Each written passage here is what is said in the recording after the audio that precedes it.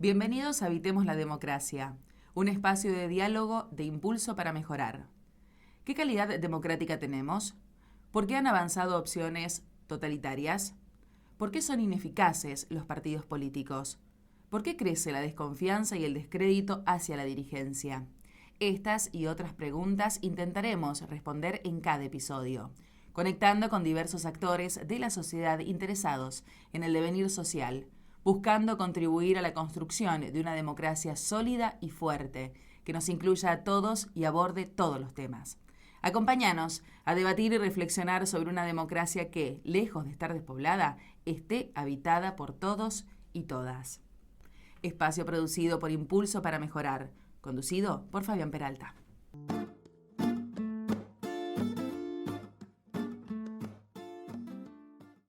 Bueno, ¿qué tal? Estamos en un nuevo episodio de nuestro podcast, Habitemos la Democracia. Hoy con una persona que primero me habían preparado todo el currículum y la trayectoria y medio me abrumé cuando lo vi, pero bueno, vamos a empezar diciendo que estamos con Karina Cabo.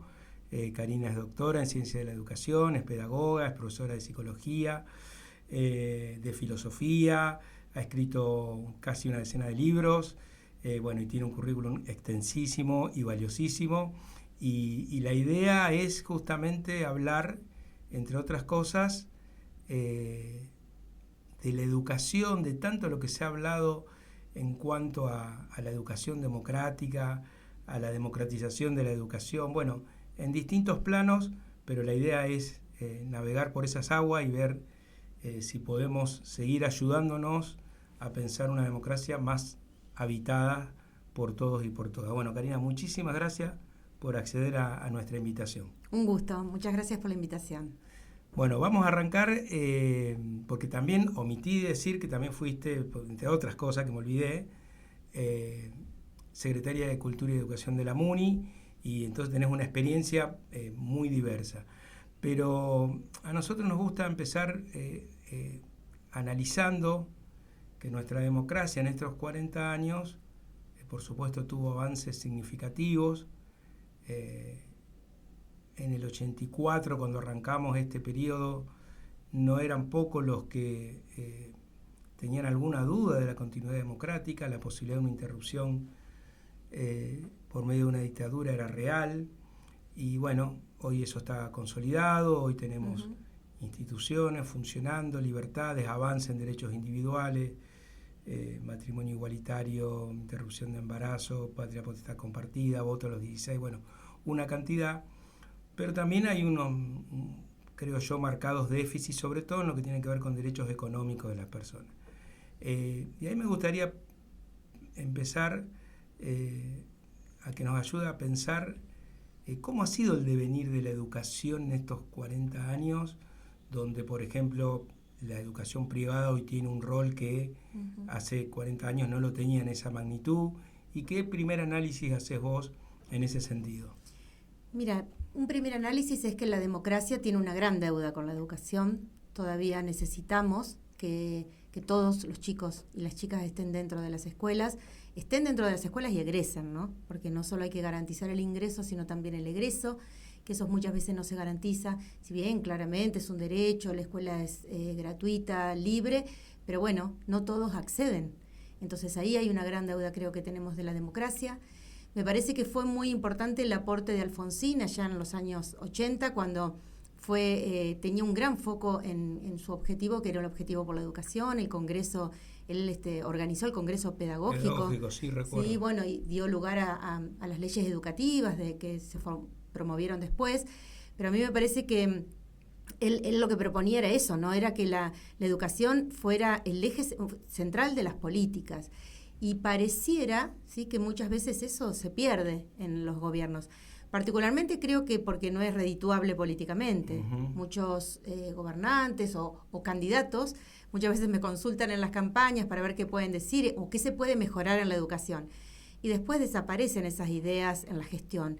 Creo yo, por el apuro, por los tiempos, por los problemas, pero también porque todo lo que pongamos o todas las políticas públicas que se hagan respecto de educación se ven a largo plazo. Claro. Entonces nunca vas a ver un cambio que vos propongas en menos de 10 años. Entonces las gestiones duran 4 años, 8, y entonces se necesitan cambios que la gente lo pueda ver y que la gente también lo pueda valorar. Y la educación no es uno de los temas más valorados en la sociedad en general. ¿Y por qué te parece que pasa eso? Porque a mí me impresionaba, sí, esa es la palabra, quería buscar otra, pero es esa.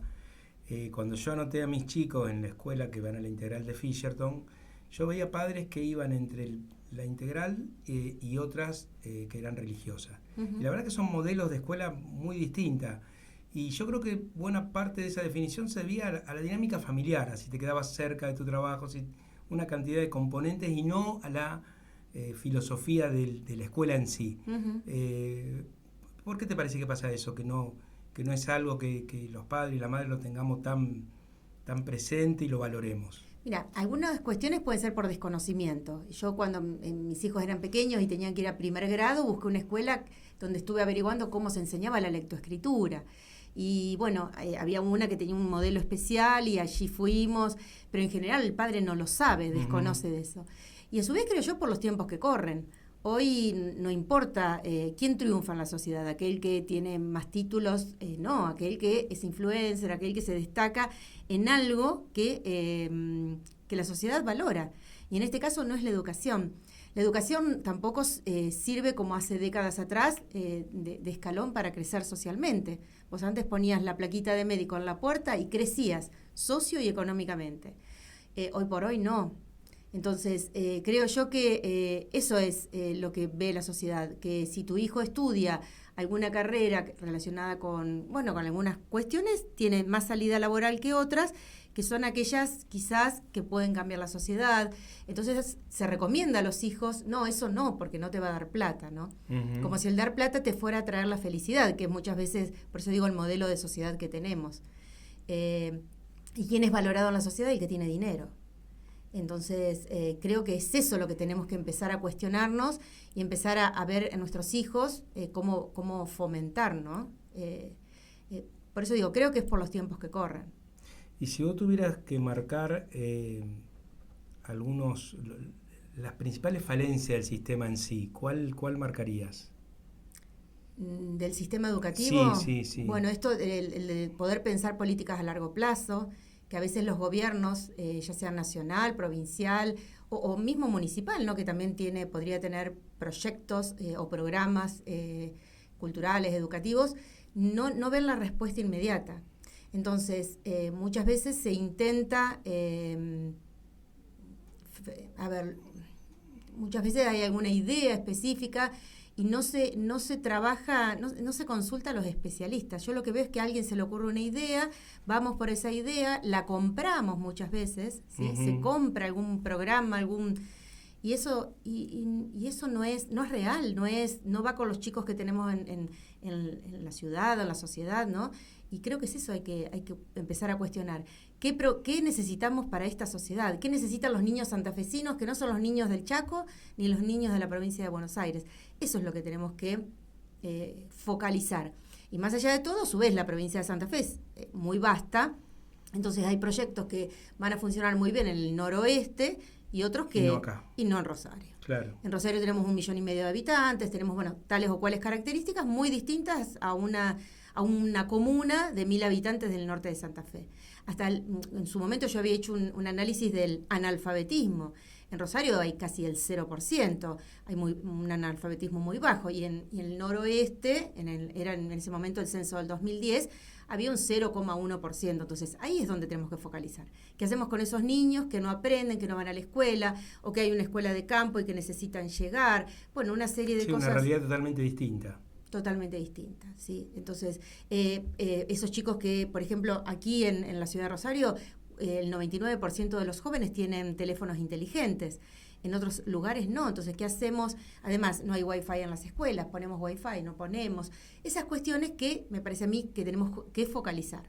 Wi-Fi en ciertas regiones de la provincia tiene que haber, ¿sí? Para que todos los chicos accedan a una educación equitativa si pretendemos. Porque muchas veces decimos la educación tiene que ser igual para todos, entonces les damos a todos lo mismo. Y no es así. Claro. Equitativo es darle a cada uno lo que necesita. Claro, no puede ser uniforme ante una realidad que no lo es. No, sobre todo en provincias tan vastas, ¿no? Con realidades tan distintas. Totalmente distintas. Sí. Además, no sé si la palabra es distinta, pero con ciudades, comunas, con distintas características. Con idiosincrasia distinta. Por supuesto. Y te escuchaba y pensaba hace poco, no me acuerdo si era en Buenos Aires, escuché que, estaban buscando, no sé si una norma en la legislatura para prohibir el uso de celulares, por todo esto que a mí... honestamente me llama un poco la atención que nos alarmemos tanto por las apuestas online, cuando en realidad si uno ve la propia conducta de los adultos no debería asombrarnos tanto que pase lo que pasa. ¿Cómo lograr que esa herramienta tan importante sea un aliado a la hora de pensar procesos educativos y no casi a veces como se plantea un enemigo? Bueno, yo por supuesto estoy a favor del uso del celular en el aula, obviamente un uso pedagógico, no todos los días, sino que de vez en cuando el docente decida. Yo escribí un libro en el 2015 que hace referencia a las tecnologías, ¿no? Escuelas reales en tiempos digitales, donde la tecnología venía avanzando y la escuela no usa la tecnología o no la puede usar. Y también en ese libro hice una comparación con el Plan Ceibal en Uruguay y con este Plan Conectar Igualdad que teníamos aquí. El Plan Ceibal primero capacitó a los docentes y después fue entregando computadoras a niños de primer grado, segundo grado, gradualmente.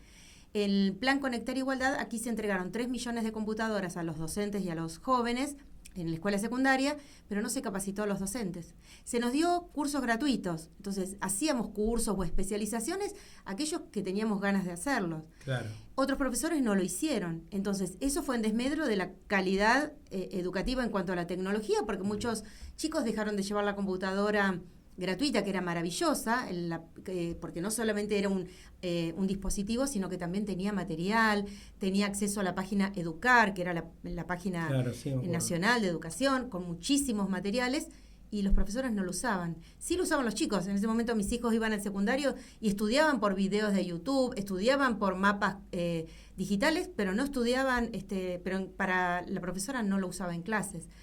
Entonces creo que es eso. Es adecuar la escuela a los tiempos que corren. Hoy la escuela no puede ya enseñar verdades científicas como en 1950, 1960 o como aprendí yo en los 70. Hoy esas verdades científicas cambian todo el tiempo. Hoy tenemos una serie de teorías que nos muestran que la realidad va cambiando, que todo es efímero. Entonces, ¿qué hacemos con los chicos para educar? Sabiendo que si yo voy de una ciudad a otra, pongo el teléfono y busco en Google Maps o el GPS. Uh-huh. Y en las escuelas seguimos trabajando con el mapa número 3, número 5, celeste y blanco. Entonces, y el chico necesita aprender el uso de un mapa digital, por ejemplo, porque es lo que va a usar cuando sale a la tarde. Claro, sí, en lo concreto, en la práctica. Entonces, ¿por qué no usarla? Yo particularmente podemos usar películas, podemos usar música para incentivar a los chicos. Mi último libro tiene que ver con las neurociencias y cómo afectan algunos con investigaciones de las neurociencias en los aprendizajes. Y está demostrado que necesitamos que los chicos no pueden estar 40 minutos en el aula como si estábamos quizás los jóvenes o los niños de otra época.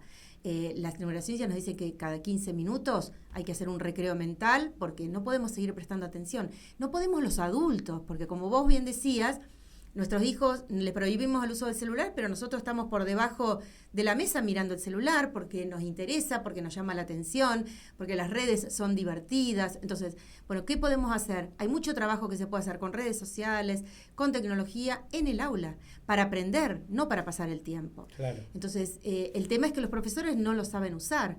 Entonces, no lo saben usar, no están capacitados, hacen lo que pueden. Y es lógico porque quizás se formaron en otro tiempo histórico. Como tampoco sabemos nada sobre embarazos adolescentes, sobre consumo problemático, y es lo que nos toca a veces encontrarnos en la escuela cotidiana. Sí, con nombre y apellido. Sí. Y justamente eso pensaba, que en muchos barrios de las distintas ciudades del país, casi la única presencia del Estado puede ser la escuela, uh-huh. Puede ser la policía como otra cara del Estado.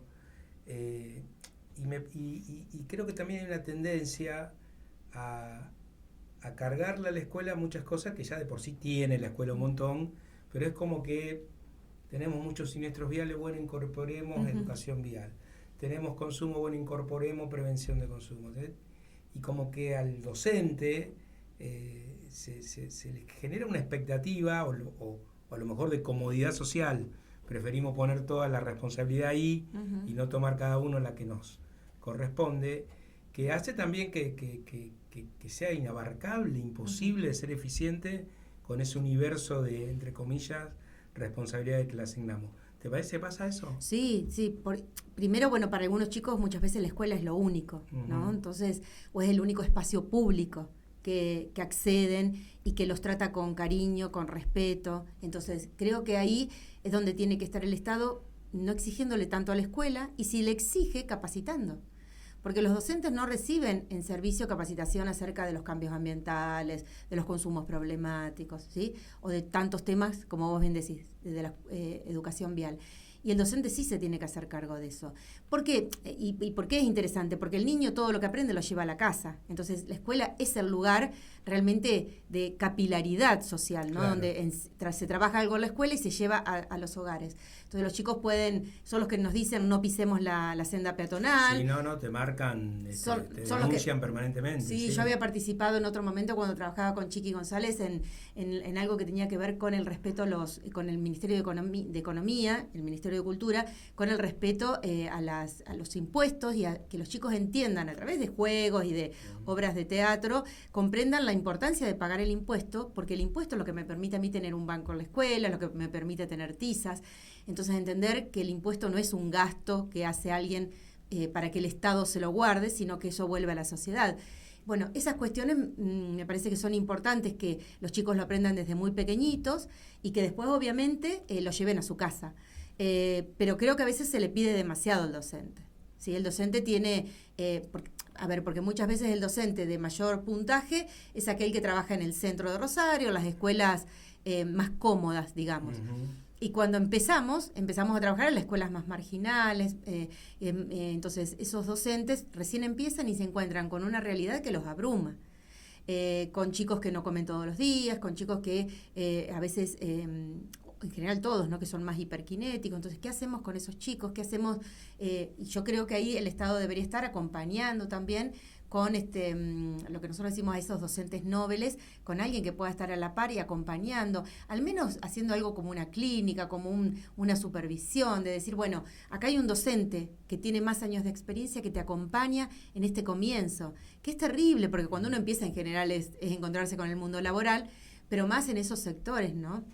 Sí, y yo, ya acá hablo de mi experiencia como padre, creo que a veces los padres y las madres nos desentendemos de una parte de cuota que tenemos y le cargamos al docente, o se busca en el grado, en el curso, un chivo expiatorio que es el chico, entre comillas, problemático, y todos los demás son perfectos. Y qué difícil es poder sincerar una conversación en ese sentido.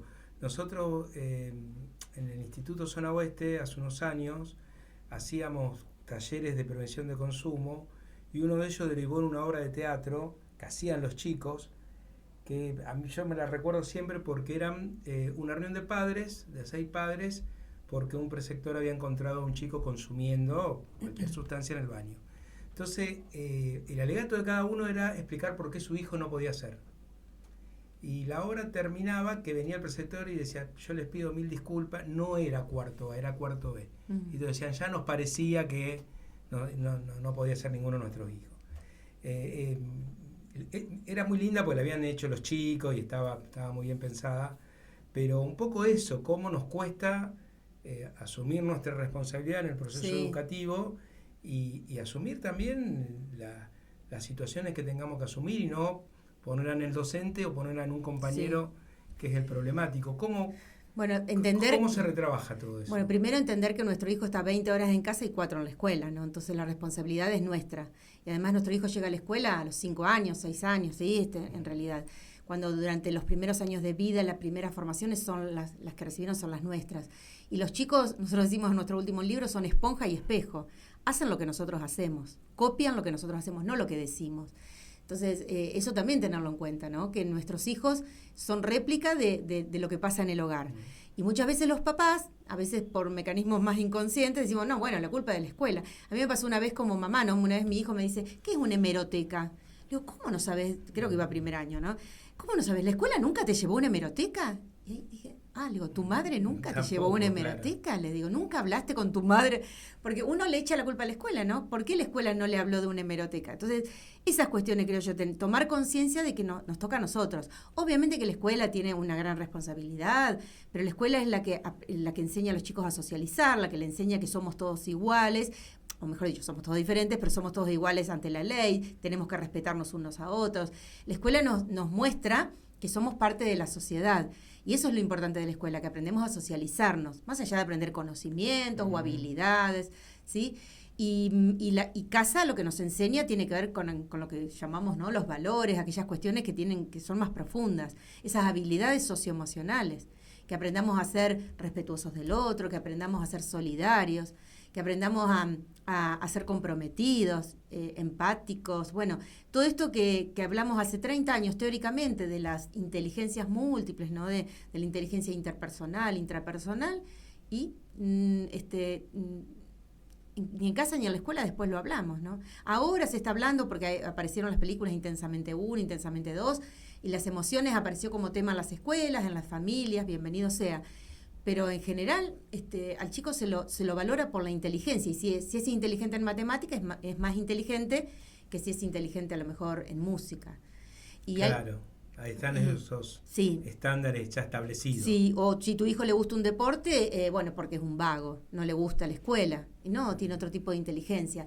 Pero hay ciertos prejuicios que teóricamente lo leemos hace más de 30 años y todavía cuesta llevarlo a la escuela, que un docente o que una gestión directiva valore las distintas inteligencias y vea que un chico va a ir por un camino y otro por otro. Por eso la importancia de proponer distintas actividades en el aula.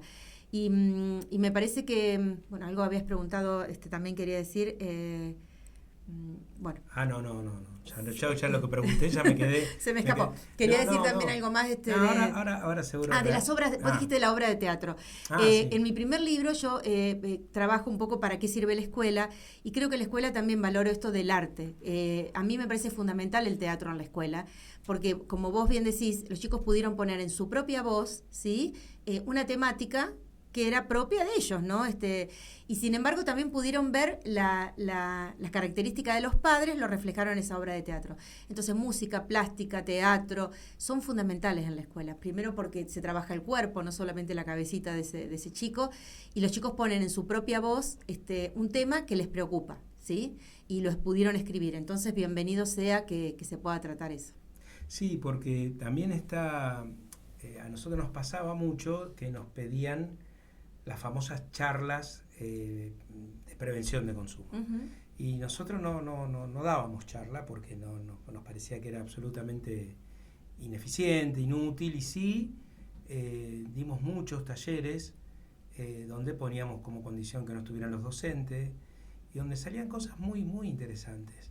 Al final le dábamos un papelito donde cada alumno o alumna ponía si quería lo que había parecido, y a mí hubo uno que también recuerdo, una chica, que puso: me gustó el taller, 5º año de secundaria, me gustó el taller porque aprendí a conocer a mis compañeros y compañeras.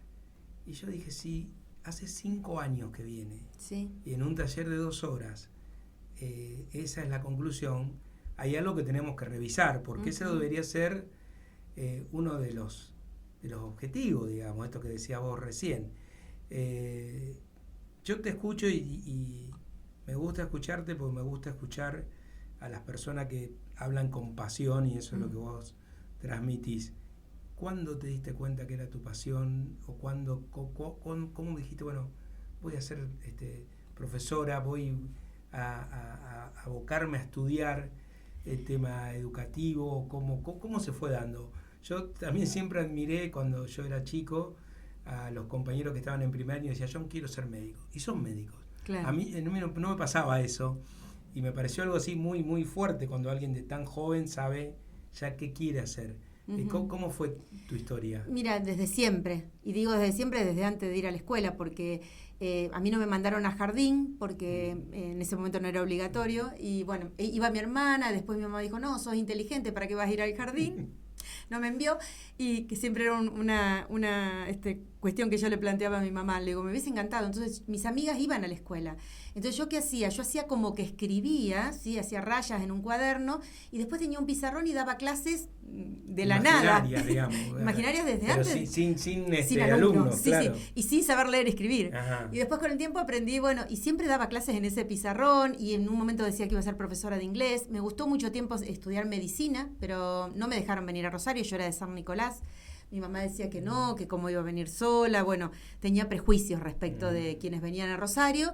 Y entonces estudié, me gustaba la idea de ser profesora siempre, no maestra, mi mamá quería que fuera maestra, pero yo no. Y tuve en el secundario una profesora de filosofía que nos hacía estudiar el libro de Carpio, que es un libro muy difícil porque hace comentarios de filósofos, y yo decía, yo voy a ser profesora de filosofía para explicarle a mis alumnos desde otro lugar la filosofía, claro, ¿no? Para explicarlo distinto. Sí, y fue así que estudié filosofía, toda la vida di la filosofía de otra manera, intenté al menos hacerlo, en el profesorado de música relacionado con la historia del arte, en el profesorado de educación física relacionado con los cambios del cuerpo en la historia, en las distintas carreras, ¿no? Es eso, me gustó siempre, de toda la vida. Y después que terminé de estudiar el profesorado, empecé a trabajar. En San Nicolás había gabinetes psicopedagógicos y eso me permitió pagarme el colectivo y venirme 3-4 veces por semana a estudiar. Estudié 4 años de antropología, pero después me agarró la hiperinflación, los tremendos paros en el 89, se suspendían las clases. Ese año dejé y ya después cuando volví, me casé, me vine a vivir a Rosario y estudié estimulación temprana, que trabajé un tiempo, pero me producía mucha angustia porque era trabajar con niños entre 0 y 3 años, con discapacidad o neonatología. Entonces después seguí ciencias de la educación y hice la carrera cuando mis hijos eran pequeños, con mucho sacrificio, con mucho apoyo familiar. ¿Tenés cuántos chicos? 2 varones, 26 y 29. Y después, otras especializaciones y aún hoy, ya jubilada del sistema provincial, estoy haciendo también un posgrado porque me parece que hay que seguir formándose. ¿Y cómo fue tu experiencia? La nombraste antes, para mí una genia total, la Chiqui. Ah, bueno. De otro Es de otro mundo, planeta. Sí, tal cual. Viene de otro planeta. Yo trabajé 10 años con Chiqui. Siempre ella me veía en los medios y un día me dijo, ¿por qué no me presentás ideas? Y le digo, Chiqui, tengo 1000 ideas, pero no te las voy a traer a vos con esa cabeza. Y un día me dijo, vení. Daba cierto pudor. Ay, pero por supuesto. Y empezamos a charlar y cuando abrió Plataforma Labardén, me dijo, empecemos a trabajar y de a poco trabajé 10 años junto a Chiqui y a sus equipos, por supuesto. Coordiné un programa llamado Mirada Maestra, que era relacionando educación, el Ministerio de Educación y el Ministerio de Cultura. Maravilloso. La verdad es que una reunión con Chiqui valía la pena 5 años de trabajo con otra persona, porque ella en esa reunión tiraba 30 ideas y ahí se desperdigaba para hacer 1000 cosas. Realmente es una genia. Realmente es de otro mundo. Tiene otra cabeza, es una persona... lo que sabemos, lo que conocen de ella es así. Sí, un talento, un don especial. Sí, increíble, increíble. Y ha tenido, ha podido formar buenos equipos, entonces todos podían interpretar lo que ella quería, entonces realmente había muchos programas espectaculares en la provincia, sí. Te hago otra pregunta. Viste que en los últimos tiempos salió mucho el tema de adoctrinamiento en las escuelas. Uh-huh. Como si la educación pudiera ser neutra o no pudiera provocarse el debate y las diferencias que son parte de nuestra esencia, digamos. ¿Qué te produce cuando escuchas, no, están planteando un adoctrinamiento y una cosa así media... hasta autoritaria, diría yo. A ver, uno cuando enseña, en mi caso, ciencias sociales, no es neutral absolutamente. Uno tiene una ideología, está atravesado por una ideología, que no quiere decir que sea una ideología político-partidaria. Claro. Pero muchas veces yo le he dicho a los alumnos, mire, yo tengo esta postura. No quiere decir que ustedes tengan la misma respecto de determinadas características que uno está hablando en la educación, sobre la sociedad o sobre la escuela particular o sobre un programa, ¿no? Cuando los alumnos decían, se está dando este programa o este proyecto en la provincia.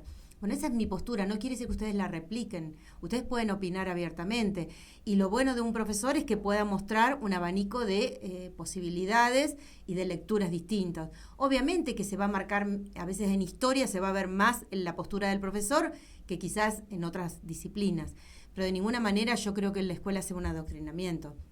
La escuela educa a los chicos, por eso me parece a mí que esos gobiernos que vienen y intentan plantear esto, bueno, no creo que merezcan la pena este comentario. Yo creo que la escuela insisto, es el único lugar para algunos chicos, por eso hay que cuidarlos que no solamente ingresen, permanezcan, sino que egresen, que tengan una salida airosa en el sentido que estén alfabetizados, que lleguen a 5º año y puedan comprender lo que leen y que puedan seguir aprendiendo, porque 7 de cada 10 chicos van a trabajar en trabajos que hoy se desconocen. Entonces necesitamos que los chicos puedan seguir aprendiendo, entonces necesitamos enseñar otras habilidades. Claro. Cuando yo era joven, la escuela enseñaba lo que la sociedad necesitama y eran contenidos bastante estáticos, claro. Hoy no, hoy sobre todo en esa época bueno, la sociedad, insisto, tenía determinadas características, hoy no. Hoy los chicos hasta se animan a cambiar de trabajo. Antes nuestros padres, nuestros abuelos entraban a trabajar en la fábrica y morían en la fábrica. Sí, y sus hijos entraban en la misma fábrica. Hoy no, hoy los tiempos nos muestran otra cosa, los jóvenes tienen otras características, se animan a dejar sus trabajos, a cambiarlos. Bueno, bienvenido sea, pero preparémoslos, ¿sí? Para que puedan seguir formándose para los trabajos que se vienen. Claro, brindar esas herramientas que hoy pareciera que estamos lejos de eso. Sí, y sobre todo para los sectores a veces más vulnerables que dicen, bueno, la escuela a mi hijo no le sirve, ¿sí? Yo he hablado a algunas mamás y dicen, pero ¿para qué le sirve terminar el secundario? Bueno, le digo, el secundario sirve para conseguir un trabajo en blanco, pero él ahora reparte en tal marca de bebidas y va a seguir repartiendo. Cuando termine 5º año va a ser el mismo trabajo, repartidor de gaseosas. Y entonces entender eso, entender que la escuela es el escalón que permite, no sé si seguir estudiando, pero al menos un mejor trabajo y crecer, ¿no? Y aquella persona que tiene deseos pueda seguir creciendo en esos trabajos. Claro. ¿Y la inteligencia artificial? ¿Cómo vamos a lidiar con eso? Terrible. Es algo que nos cayó cual baldazo de agua fría hace 1 año y medio. Yo dije, bueno, a mí no me toca porque yo recién, ya estoy terminando, recién llega y no. Me ha pasado hasta en posgrado, que he estado con estudiantes, nosotros les damos un par de horas antes un material para que lean y después expongan en el examen final, puedan dialogar con nosotras. ¿Y qué hacían? Buscaban en la inteligencia artificial, en el último examen. Entonces, bueno, cambiar las evaluaciones, cambiar la forma de trabajar y obviamente incluir la inteligencia artificial en el enseñar. Claro. Pero ahí tenemos que formarnos los docentes, porque yo particularmente estoy leyendo ahora 3-4 meses cómo usar la inteligencia artificial en el aula. Pero es difícil porque recién estamos empezando. ¿Por qué? Porque si yo sé usar la inteligencia artificial voy a detectar, y además les digo, usen la inteligencia artificial para aprender esto o aquello. No negarla. Si la negamos, perdemos. Sí. Es como si negamos el celular. No hay manera. Y la escuela no puede seguir siendo, insisto, como ese aparato burocrático del 1800. Sarmiento proponía en ese momento, en 1880, la homogeneización, porque era un país muy diverso, con la gran oleada inmigratoria, la primera oleada inmigratoria. Entonces él necesitaba homogeneizar, ¿sí? O los próceres de esa época necesitaban homogeneizar la población. Hoy no. Claro, en ese momento era de adelantada o progresista hacerlo. Sí. Hoy no lo sería. Hoy no. Hoy sabemos que somos todos iguales, hoy tenemos que fomentar la diversidad. El respeto a esa diversidad. Y en esa diversidad, cada uno en sus potencialidades, en sus limitaciones, ¿sí? Y obviamente vos comenzaste diciendo que la democracia logró determinadas leyes, el matrimonio igualitario, etcétera, no cuestionarlas. Aquello que se logró, ¿sí? Sostenerlo porque nos garantiza la diversidad, nos garantiza que somos todos iguales ante la ley, ¿no? ¿Me parece? Sí, que en ese sentido yo lo veo también con mis hijos, no me gusta hablar mucho tanto autorreferencial, pero la verdad es que yo anoche o antes de anoche hablaban de si tiene novio o tiene novia con una naturalidad que yo no lo hubiera podido ni imaginar, no hablar adelante de mis padres, ni siquiera pensarlo. Entonces, está bien lo que vos remarcás, porque uno a veces tiende a pensar que los derechos conseguidos están para siempre o para quedarse. Y bueno, y la historia muestra que deberían, a veces no. Claro. Sí, no permitir el cuestionamiento, lo que se logró por una lucha de minorías, respetar las minorías, creo eso que es fundamental. Porque en realidad todos somos minorías en algún sentido. Seguro. En algo somos minoría. Entonces me parece a mí que respetar, sobre todo respetar al sujeto. Somos sujetos, que diferente a lo que pensaba la escuela en el 1800, que estábamos en pleno conductismo y creíamos que éramos individuos todos iguales. Y se creía que la mente era una caja negra que no se podía conocer. De Freud en adelante sabemos que la mente se puede conocer, se puede estudiar. Entonces, bueno, somos todos sujetos, sujetados a nuestra propia historia, sujetados a nuestro contexto. Entonces, ese niño tiene determinadas características porque nació en ese barrio, con esa familia, en esa ciudad o en esa comuna. Respetar eso, somos todos sujetos distintos. Y hacemos lo que podemos con nuestra vida, ¿no? No es que, quiere ser tal o... No, hacemos lo que podemos. Entonces, si esa persona encuentra que la sociedad lo apoya, no lo encasilla, no lo etiqueta, bueno, bienvenido sea, ¿no? Porque a todos nos pueden etiquetar por algo. Entonces, es tristísimo. Sí, es un atajo que muchas veces más o menos usamos todos. Uh-huh. Y sí, realmente... termina limitando muchísimo a la persona. Karina, ¿qué te parece en esto que tanto nos preocupa, pero nos preocupa desde una convicción, que en el sentido de nos preocupa cómo mejoramos nuestra democracia? Vos antes nombraste a Alfonsín. Alfonsín decía, con la democracia se come, se educa y se cura, que no era un eslogan en sí, sino que quería decir que el sistema era lo que posibilitaba esos objetivos. Vos nombraste el plan nacional que lanzó, que fue de mucha participación democrática.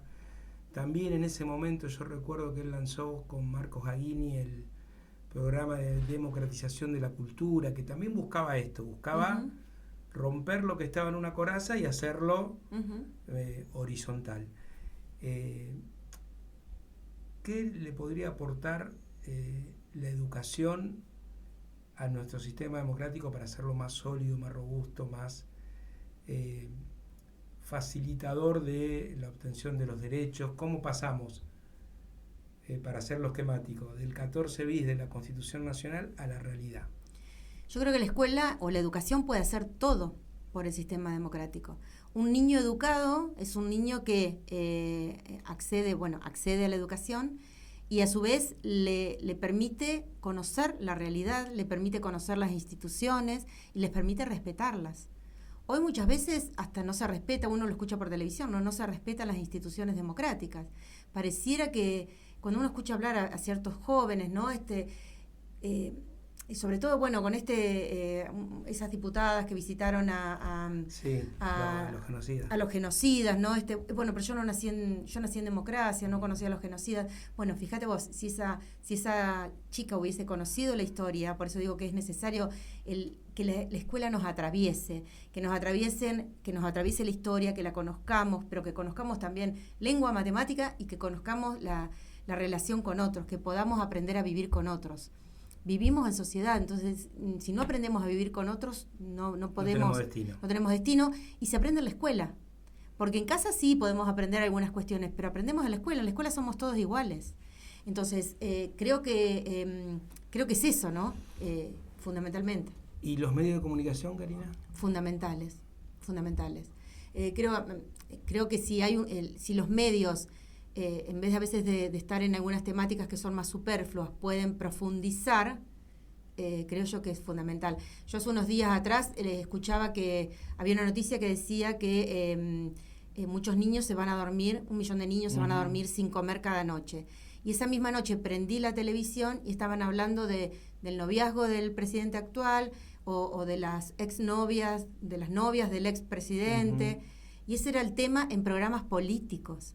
Entonces, nos tienen que preocupar temas más profundos, cómo la democracia puede realmente mostrar su fortaleza llegando a todos los chicos, que todos los chicos coman todos los días, porque sabemos que si no comen no pueden aprender, y si no pueden aprender después tienen dificultades en toda su vida adulta, no van a poder hablar. Nosotros tenemos casos de chicos que no pueden, que manejan 10, 20 palabras por día.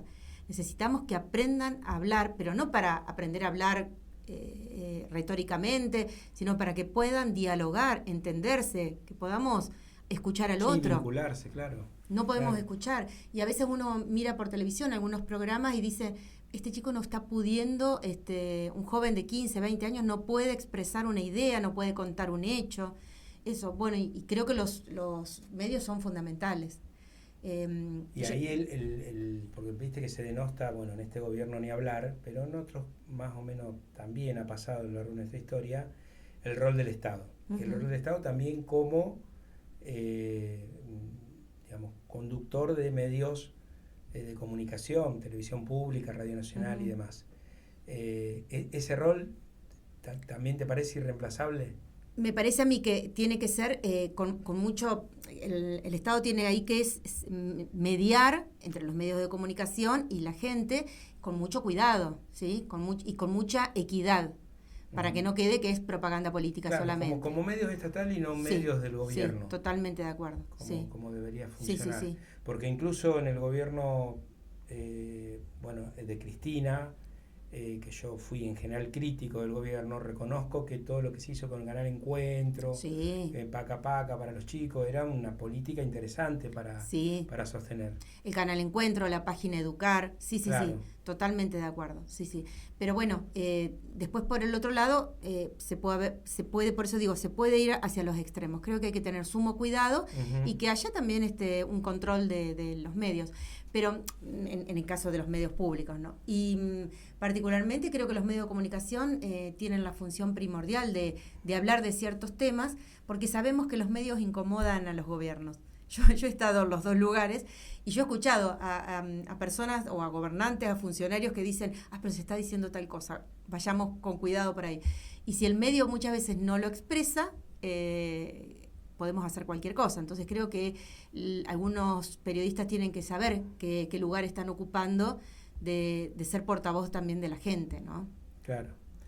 Bueno, Karina, la verdad que te lo dije al principio, nosotros agradecemos muchísimo cada persona que se acerca a nuestro podcast, porque creemos humildemente que no por nosotros, pero por los invitados, aportamos a pensar desde otro lugar. Uh-huh.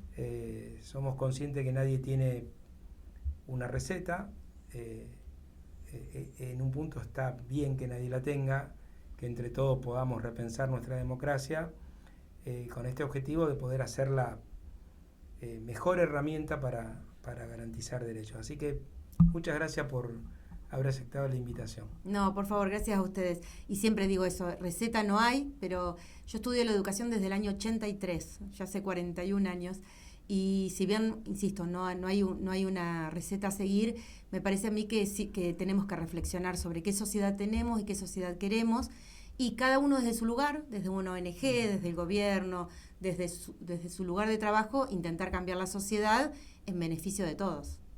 Bueno, muchas gracias y bueno, nos estamos viendo en el próximo, escuchando en el próximo episodio.